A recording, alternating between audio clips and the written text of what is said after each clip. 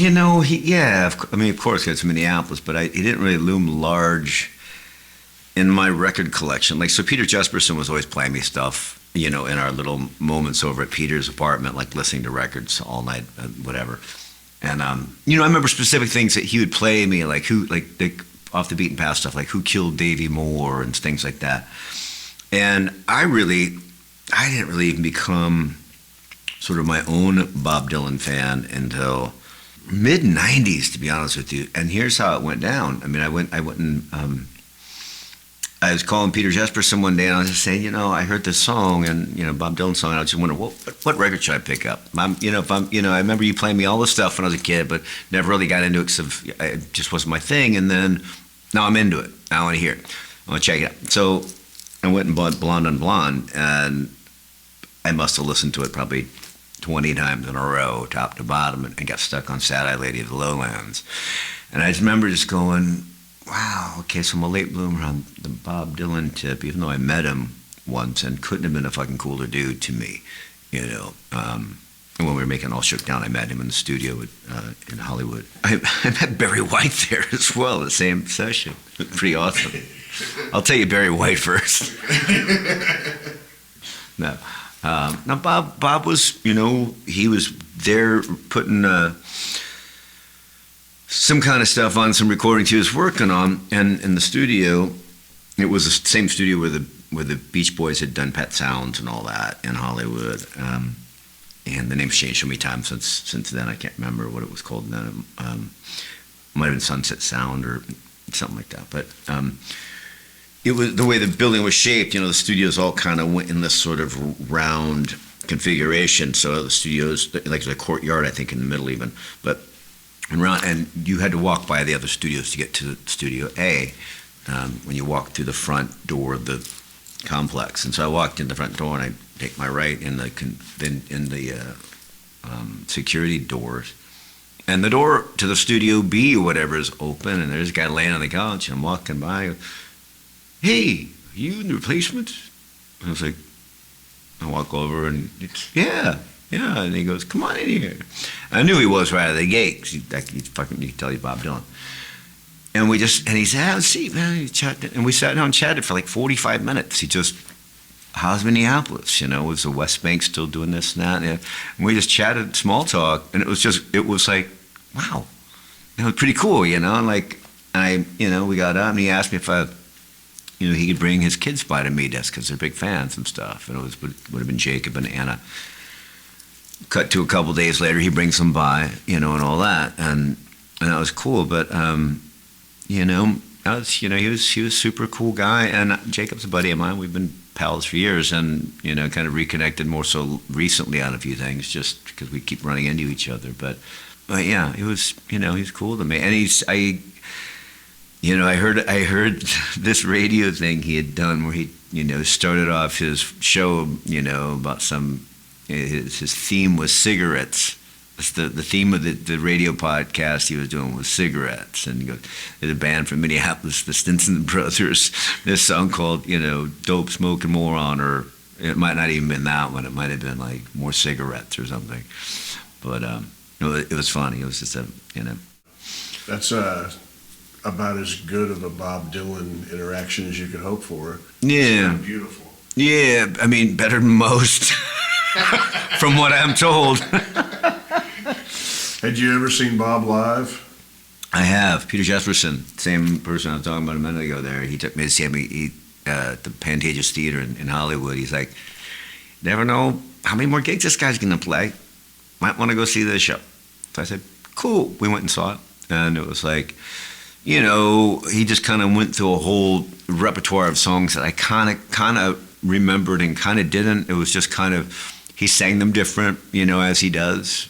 You caught glimpses of the songs as they went by. Oh yeah. But it was great to see him play, Oh, it's just losing their minds over it, of course. But for me, I was glad I saw him play. Everything that I saw on that stage was the things that I wasn't so much into about him. I like the songs a lot. Like there's a certain era, like Highway 61, Blonde on Blonde. those are probably my favorite records of his. And yeah, well, see, the thing with that is, and I can appreciate this because I heard him talk about this on some interview where he's saying, I can't tell you what I was doing or thinking back then. It was magic to me too, like straight up. And it's like you go, that's the thing as an artist you're always chasing, is that moment where you're the only one that's going to get that. You're the only one that's going to feel that elation of that song when it's done. It's like, that's pretty cool. I like that. Okay, cool. And it's like sending your kids off to college. You know, so you've gotten them all through school and you get them at this part. Now they're going to go off on their own, and God help you, you know, whatever. And you know, and they sort of once they're out of your hand, that's when they kind of they have their own life one way or the other. But I think that what he hit on and what he said, it's like, I don't fucking know what I was thinking back then. It was magical. And as an artist myself, I think about that. It's like I had to explain this to other kids that I meet, or my daughter, Ruby even, like, who's an artist in her own right. Just that, you know, at the end of the day, that moment right there that you're just feeling right there, you're really pretty happy about the way that feels out. At the end of the day, that's all you really get. That's yours. That's yours. And that's the thing you're going to always chase. You're going to chase that feeling or not. And if you chase that feeling, you're addicted. And if you're addicted, you know, good luck. But, you know, I'm addicted. And it happened to me early on. It happened to most of the people that I know that are serious and, you know, like their craft or whatever. I like the process. I don't know what the fuck I'm doing. And I bet it's better that way. Through Peter. I mean, he'd seen them play Minneapolis, and, you know, they're coming out, you know, and all that stuff, and got to be friends with them and stuff like that. And again, that wasn't, you know, that was one of those things. It seemed like a good idea and all that stuff. It seemed to push us in a lot of not so good feeling directions in a way. And I think only because, like I said, we're so insular and our thing, and now Peter is going off to do this, but also it's going to be cool because we could go along with this in a way, and it'd be good to open up the REM where we're not getting this big buzz, and we're kind of got our buzz or whatever. And you know, we became friends with them. Peter Buck's fucking fantastic gentleman. I still love him to death. You know, we got to be friends with those guys. The only one I really never knew much about was Michael Stipe.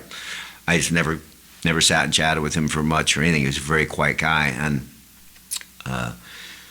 you know, in the big scheme of things, it wasn't my bag.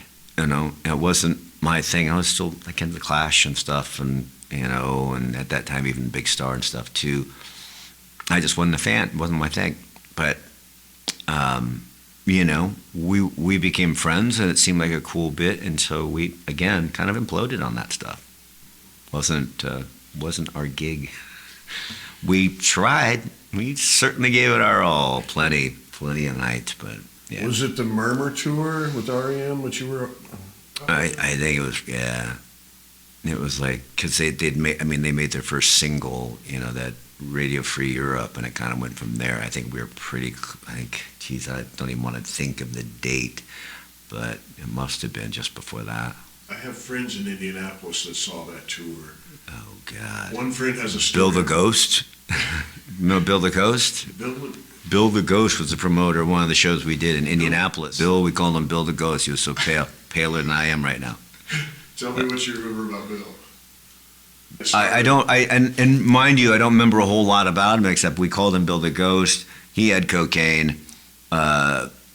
We played with REM at what used to be like an old Del Taco fucking venue, and I just remember just feeling like, you know, what the fuck are we doing opening for these guys? It seemed odd to me because they were sort of nice, listenable music, and we were just cantankerous fucking, you know, rock and roll band. It didn't make sense to me. But like I said, they were really nice guys, and they really took care of us, and they were sweet, and you know, sweet enough to bring us on the road. If you could be grateful for that. let's bring these little shit bags on the road, whatever. They were totally hospitable. We stayed, they'd put us up and all that, really cool. And again, like I said, with Tom Petty and stuff, it wasn't for where I'm standing, as the bass player. It just wasn't our gig, and it wasn't a good gig setup for us. I only met Prince one time, and it was very much in passing, exactly that, at First Avenue. Like, just, I think we were playing the entry, and I think the time we're playing the main room. Because there was one point when the Replacements played the main room, and the time played the entry, because they were doing some kind of a party for a record release or something like that. But then cut to, it flopped, and they were playing their big show, and we were playing just a warm-up gig or something like that. But Prince was walking around the upstairs of First Avenue, and I walked by him, and he just looked at me, "How you doing?" I'm like, "Great, how you doing?" That was it. Walked right by me. But he knew he knew I was, and apparently he was standing in the door watching a sound check and stuff. So,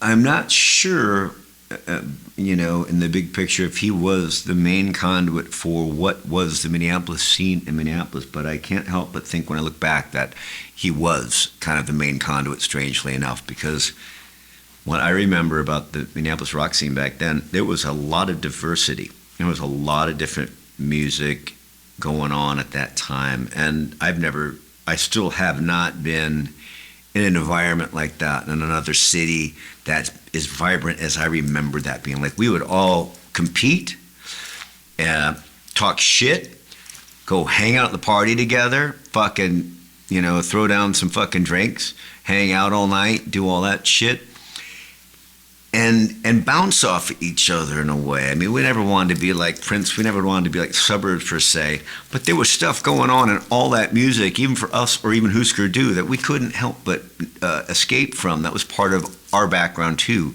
And it had to do with this whole scene. And he was the hierarchy. I mean, he was Prince that, fucking plays 120 instruments and, is huge now. And there was something to that. And like I said, when I think back on that, how diverse that was. I haven't been to a fucking city in this country that has that going since in the way, that I can recall.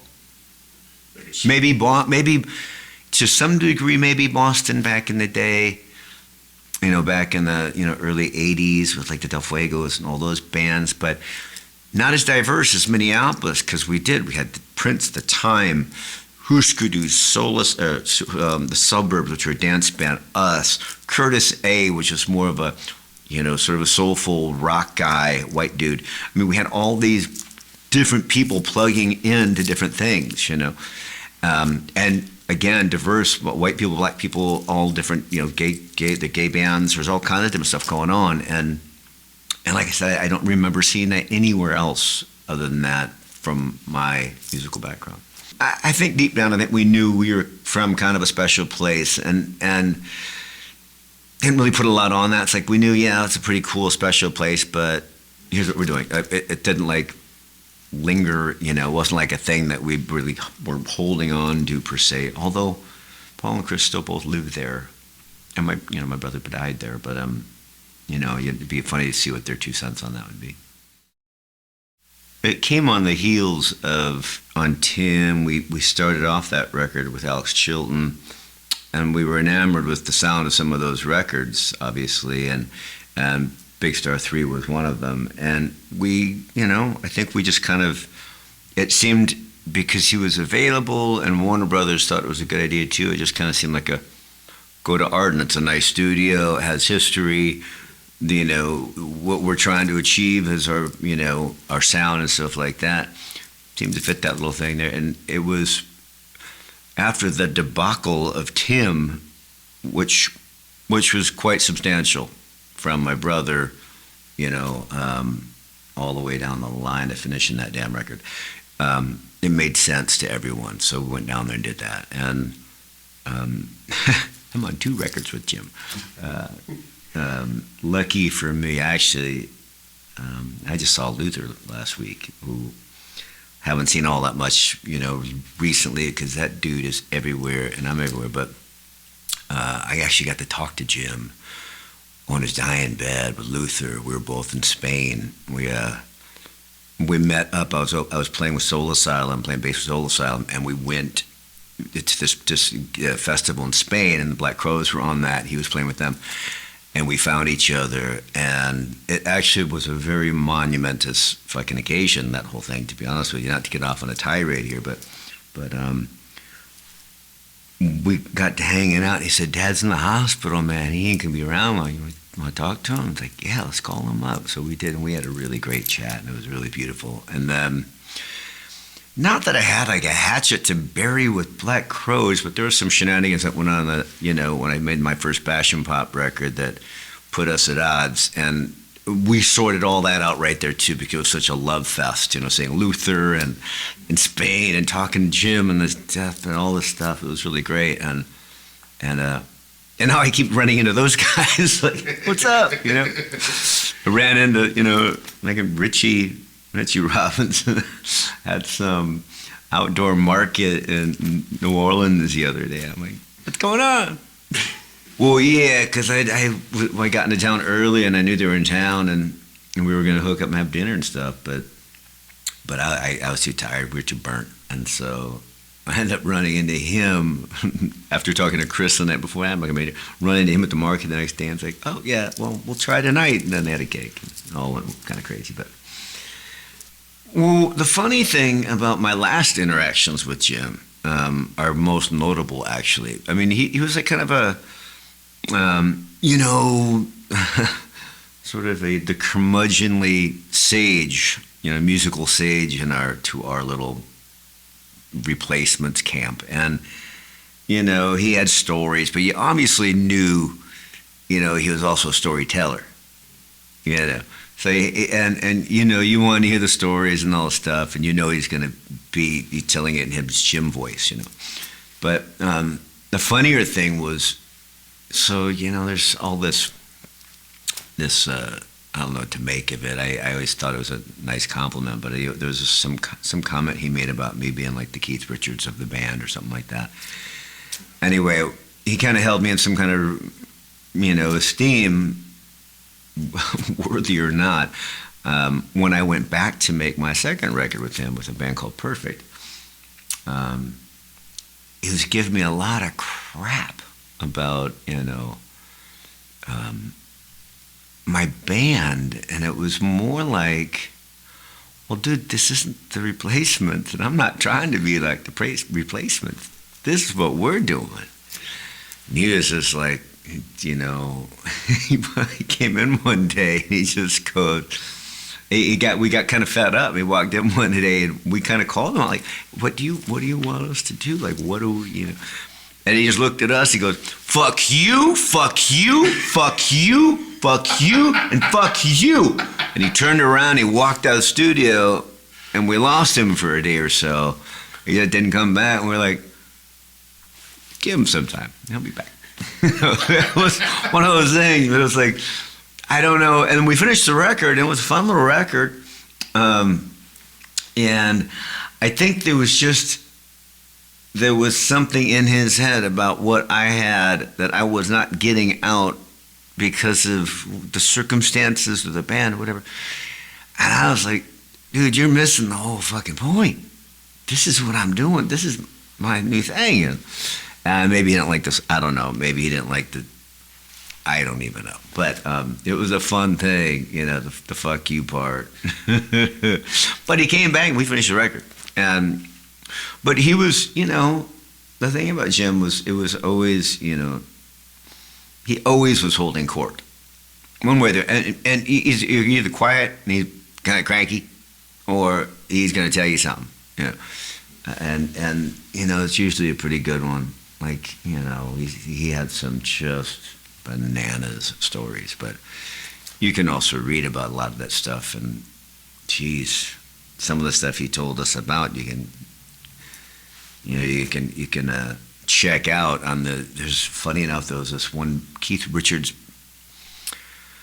unauthorized biography that came out, I guess maybe in the 70s or something like that. And it was just a picture of Keith, and I think it's like this kind of picture, and it talks a lot about about Jim in that book a little bit. There's a part in that book about how they came to Muscle Shoals and Jim and this whole story of some debauchery, in the Stone in the studio, and they brought the goods, if you know what I'm saying.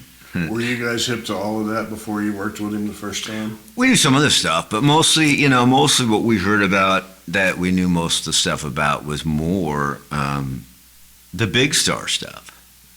And that, I mean, we heard all kinds of wacky stories about, Alex Chilton shooting, heroin into his throat or whatever. I mean, all these wacky things that, like, our stupid asses were like, whoa, that's crazy, and he made that kind of record? Well, watch this, I whatever the thinking was back then, we were just having fun with it, I hope this doesn't embarrass you, but that quote. I'll let you know, you wouldn't be the first. Just so people know, the quote from Jim Dickinson is, people say Keith Richards is the living embodiment of rock and roll. I'm sorry, but I know Keith Richards, and it's Tommy Stinson. How are you supposed to digest something like that? That's a whole lot of bluster. I don't know. How'd you first hear that? I don't remember where I heard that from, but I was like, really? What are you talking about? I'm just little old fucking me. That's fucking Keith. It's funny. It was a nice accolade, but yeah, wasn't quite feeling it, if you know what I mean. That's a hell of a step. Although, I mean, Keith is one of my favorite people on the planet. I mean, I've only met him a couple times, but God, what a sweetheart of a man, cool. We met him opening up for him in Madison Square Garden and stuff. It was the Replacements opening up for the Expensive Wine Rooms tour. Actually, yeah. And it was around his 40th birthday, I think, in fact, even. And we got invited to his birthday party, and the author that wrote that book, Sympathy for the Devil, I think that's what it's called, was chasing us around. He was trying to corner Paul and fucking write the book or some shit. There was some funny business going on there with that. But I met him.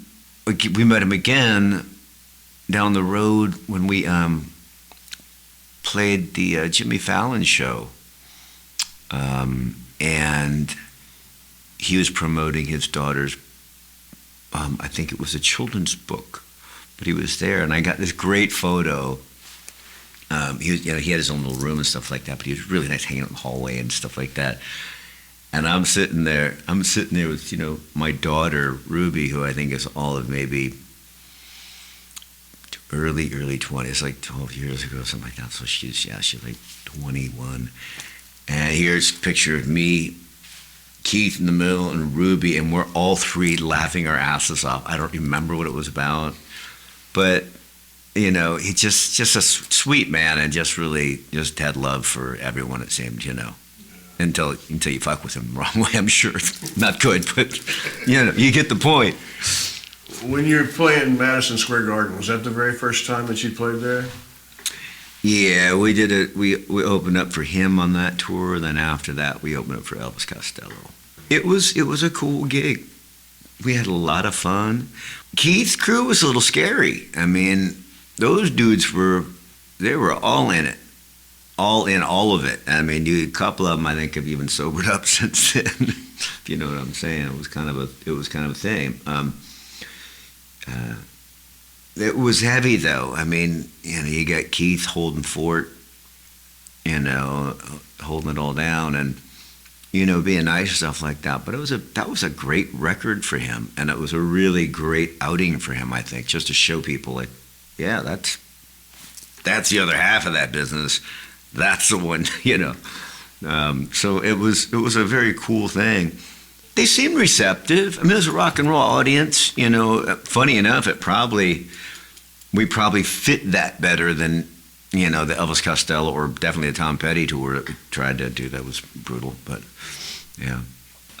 Always been a Stones fan, from my day one, really, of getting into them and stuff. But, I don't know I don't know if I would liken my my musical inspiration to that so much. Like I'm a Stones appreciator completely. I don't see I probably tried to steal more from Big Star than Stoned, if you know what I mean, especially around that time. What was funny about that first Bash and Pop record, I get all this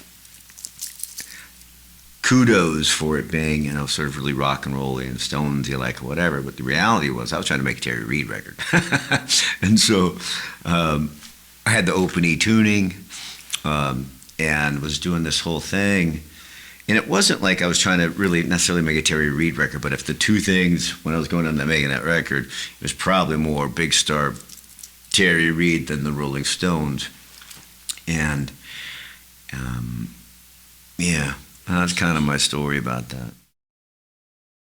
I think it was a foregone conclusion by everyone that it was a good move to go open up for someone as big as Tom Petty with where we were at as the Replacements at that time. Like we had gone the club route till we sold those out and we're playing multiple nights, to the theater route. Well, now the theater route, we're carrying our own production, all that stuff. So that's kind of as far as you can go with that. Your next step is really that kind of crap. And it was the worst idea we ever had.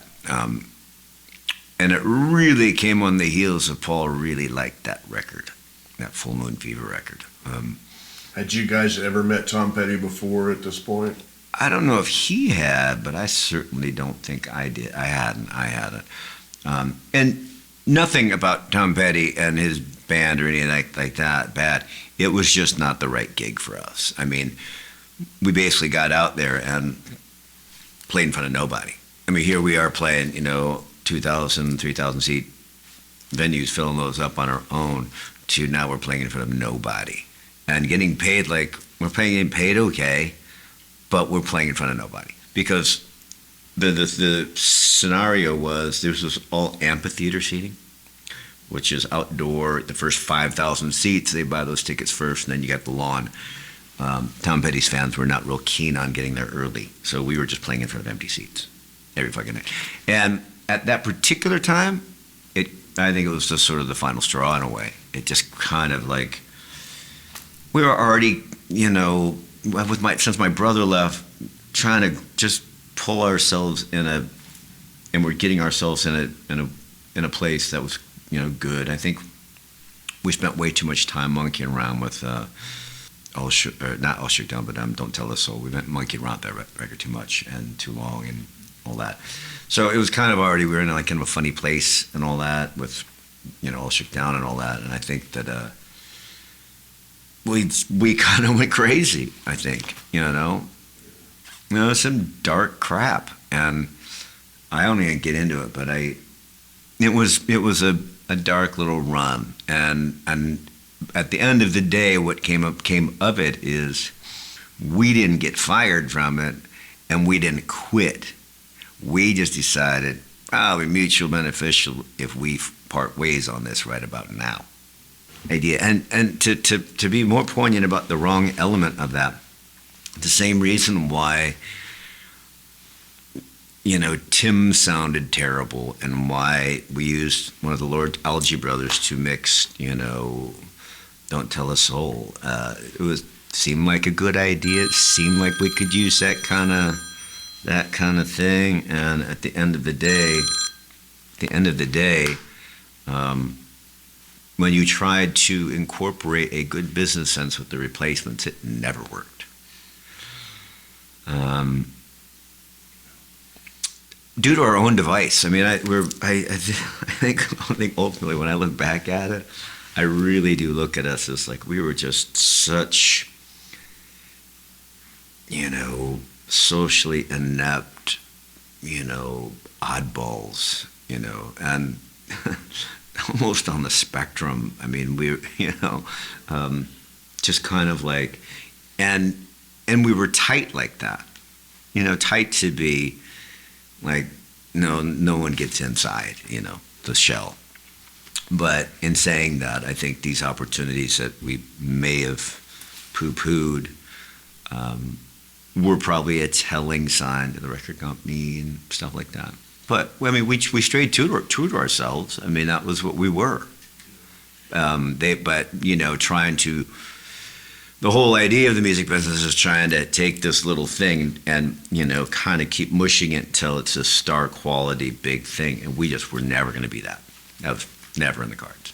I honestly can't imagine what it was like for Paul. I mean, I know that that can't be easy. I mean, because he was the main songwriter and stuff. I know he helped to deal with, yeah, it's a really nice song, but, you know, I don't know how we're going to get that on radio. Those kinds of discussions, I think I was kind of out of a lot of those in a lot of ways until kind of later. But I know that, one, you know, of course we want to get on the radio. Of course we want, you know, success if we can get it. But the things that they want us to do, we always seem to fuck up, one way or the other. And that was our inner dysfunction, man. We're like, you know, we're some pretty dysfunctional dudes. And, you know, that's part of what made us a great band, I think, as well. You know, the good, the bad, and the ugly of it all. But I think... when you were in theaters playing to 2,000 people, was that really everything that you'd hoped for? No, because see, the theater circuit is weird in its own way because you're so far away from them. We're so used to playing shitty clubs and everyone's right on top of you. You kind of know, you're kind of with your fans at that moment. As soon as you put them 12 feet behind the lip of the stage, that's a whole nother ballgame. You know, and I'll go one step further than that. Cut to Guns N' Roses when they're 45, 50 feet away from that lip of that stage. You can't even fucking see them. It is a weird thing, especially when you're used to playing right in their face. You know, I think some of those adjustments we definitely didn't make very well. And again, we couldn't. Like we physically. We didn't, and you know, for anyone that thinks about this stuff with the Replacements, you know, if they like our records or whatever, it's like, you know, when I say we were dysfunctional dudes, it wasn't like we were trying to be dysfunctional. That's just the way we were. We saw that was the way we were going to be, as curmudgeonly and as, you know, not playing the game as we were. Like we watched our friends, REM, they played the game. They knew how to shake the hands and, you know, hold the babies, so to speak. We were like, fuck that. I don't even fucking like this fucking record company guy. I mean, you know, that kind of shit. I mean, it was like that. And we just couldn't do it. And dysfunction or not, that's why I think that's probably why our legacy and why the songs they still hold up because they were honest to that point, you know. Did you ever see anybody from Tom Petty and Heartbreakers later in life? Yeah, fucking Mike Kimball played on my Bash and Pop record, and that was funny. He put a 12-string guitar on it, and it was like, whoa, mind grapes blown, you know. No, we ended that tour in a fine enough way. I think they knew we were not having it. We were not having fun. I mean, when you get to a point where you're playing Nashville in the headlining band's wife's dresses, I mean, you know something's going amok. Something's terribly wrong here with this picture. And who's the person that came up with that idea? We just were, you know, hanging out, and we're like, ooh, that's a pretty dress. Hey, can I borrow that? Sure. Yeah, I mean, it was like that kind of thing. It was... I mean, honestly, they were all really nice people. I mean, they're kids out on the road and stuff too, and you know, I think part of their organization was just trying to keep us from fucking imploding in a way. So they're like our goofy little things like that. They're like, get dressed, don't worry about it. To get through tonight, you know, that kind of thing. Probably going on behind the scenes, but. Yeah, I think they just knew that wasn't a good hookup for us. You know, we were miserable. The situation, yes, and we were such creatures of our own habits and creatures of our own being. We really and you can hear this talked about so many bands where it's like they were just so insular. You know, we were pretty fucking insular. and socially inept to fucking the nth degree for that matter, and then we just couldn't do it. Well, when I was a kid, my mom was dating this guy, Doug, that took me to a few of the wrestling matches out on. It would take me a second to remember the name, because it was where they filmed all the stuff in Minneapolis. It was, and he took me one of the matches in the studio where they set it all up, and then you see just how fake the wild world. I mean, the wrestling was back then. This is the '70s, late '70s. And it was a big deal for me growing up. It was kind of a big deal in Minneapolis. Wrestling was a big thing for that community, and being a little guy, it was my thing. So, guys trying to bond with me in some way, I suppose. And he takes me out to the God, I'm going to think of the name. It was out in New Hope, Minnesota. But go out there, we're in the crowds, and you got high flyers out there. You've got Jim Brunzell, and there was some of the other ones like Andre the Giant was fighting that night. But you could see how fake it was when you're sitting there 12 feet from that deck watching them wrestle, and you go like. And so what happened was, they go over to talk to. What was the announcer's guy's name? Green. Is it Mean Gene? Mean Gene. Yeah, they go talk to him, whatever. I think it was. Anyway, they go over to do the interview segment over there, and they're talking. The crowd is supposed to be quiet, but they just got done heckling and all that. So in the quiet part, I'm watching this going, like, that's crap, man. And I'm like the only one in the whole, like maybe 300 people in the audience or whatever. I'm like, and everyone's like, looking at me, what the fuck's wrong with you? And I'm just like, cowering, But I kind of called it out. That wasn't supposed to, live on the mic, whatever. They were filming it or whatever.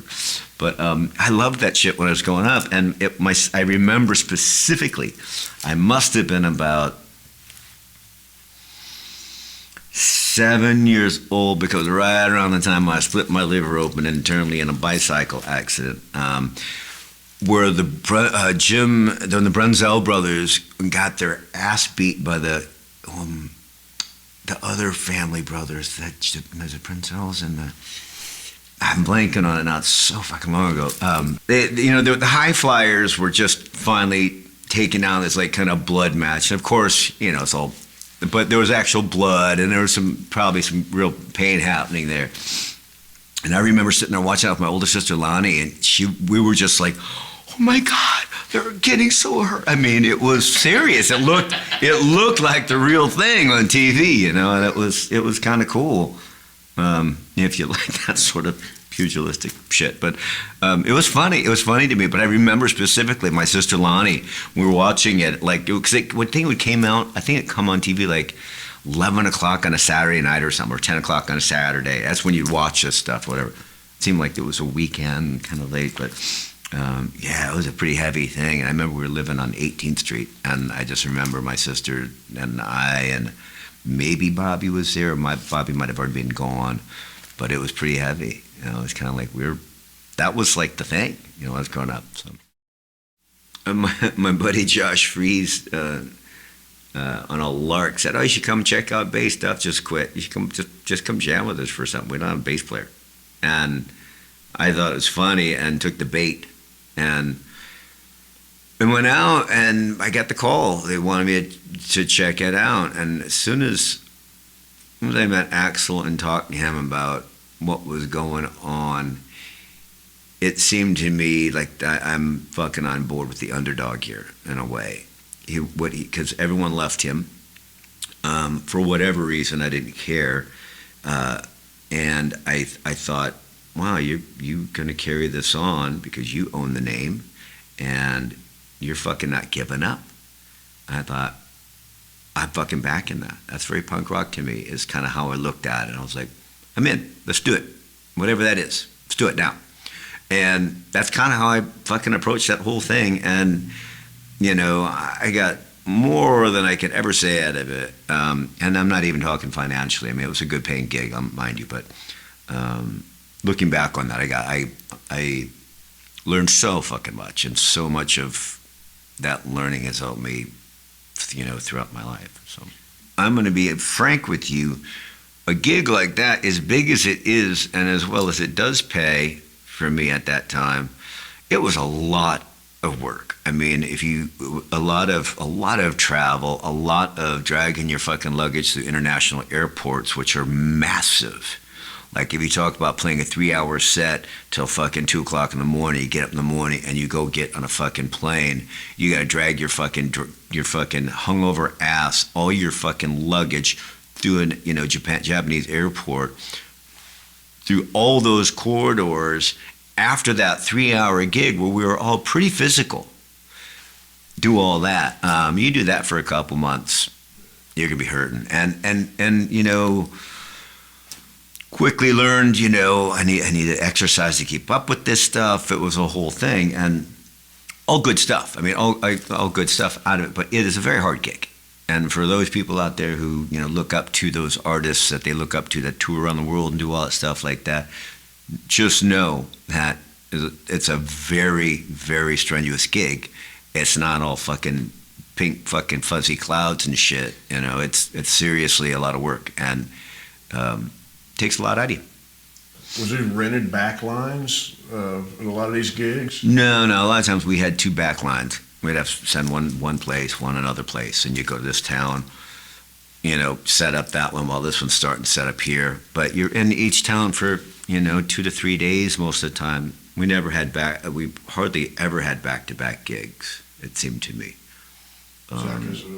Because of the logistics of it.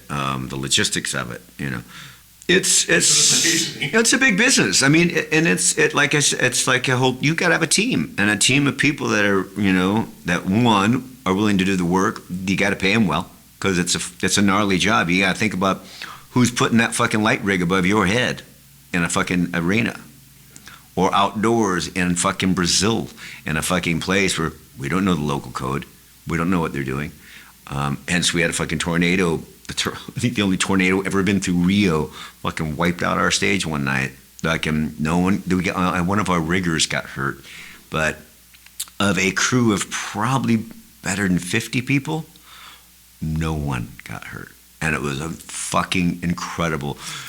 It was one of those things where you realize at the end of that night, when we all went down to meet up with our crew and stuff like that, the love we had for them and the much that they appreciated that not only did they fucking make it out, but that we actually care about them enough. That was a huge moment, But yeah, it's a large amount of people, very coordinated, and a lot of fucking money and a lot of work, all top to bottom. That first Rio gig might have been the biggest one we played, in fact. Because it was a big coming out party, because it was Rio and Guns N' Roses. I think that was the thing. It's like Guns was pretty big in South America. And the rest of the world, of course, but there was a reason why, because of the Rock and Rio festivals, that made a big deal. But I got the feeling that was a really particular thing. And, they, at the end of the day, it's like, I think there was, I don't really know for sure how it went down pay-wise or any of that, the particulars of it, but I did hear afterwards that they said they were, 300,000 people there, and then right away you hear from the promoter there was more like 500,000 people there. And all I can tell you is none of us on stage could hear fucking anything but those people, because we were all new to in-ear monitors. Just fucking banana stupid. And I fucking hate those goddamn things to this day. Well, for a person who's never played, to 20,000, what's that physically feel like are you aware, as far as you can see there's people, or what's that feel like? Well, it was pretty outer body, because one, like I said, we couldn't hear anything but the people. And here we are, you kind of see Brain back there playing drums. We're kind of following and just doing our best, but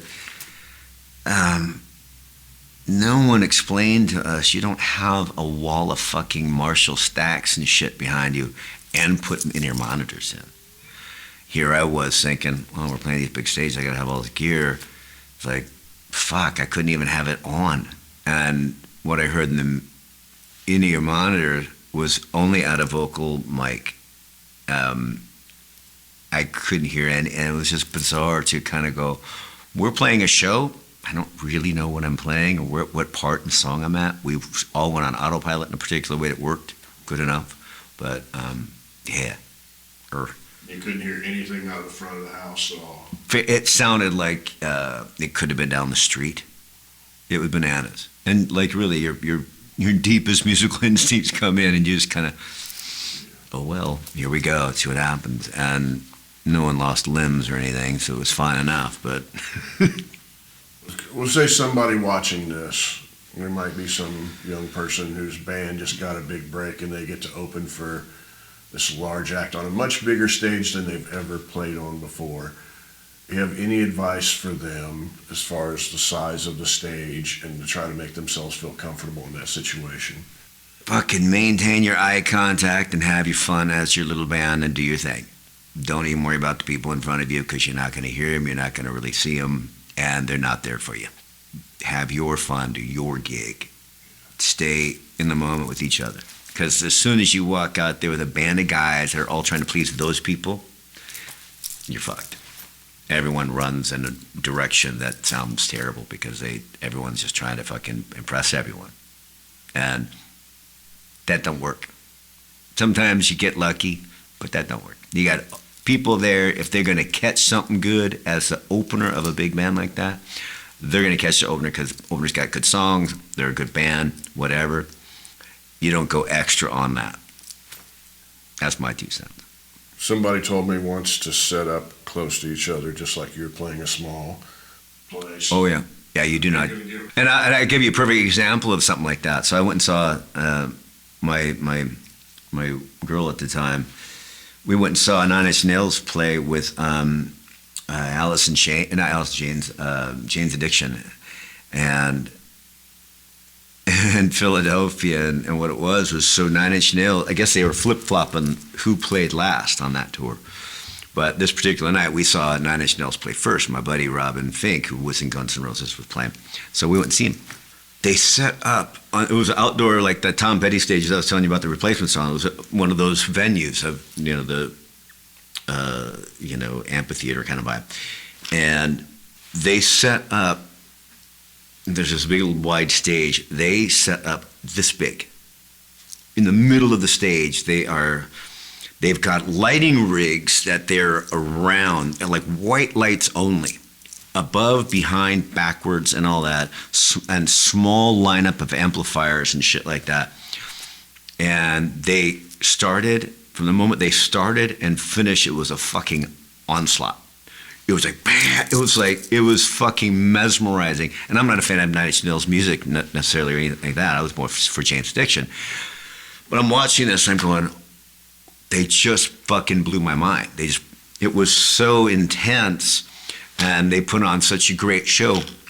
Then you see, they come out, they move all that stuff off, and then Jane's Addiction is like all spread out.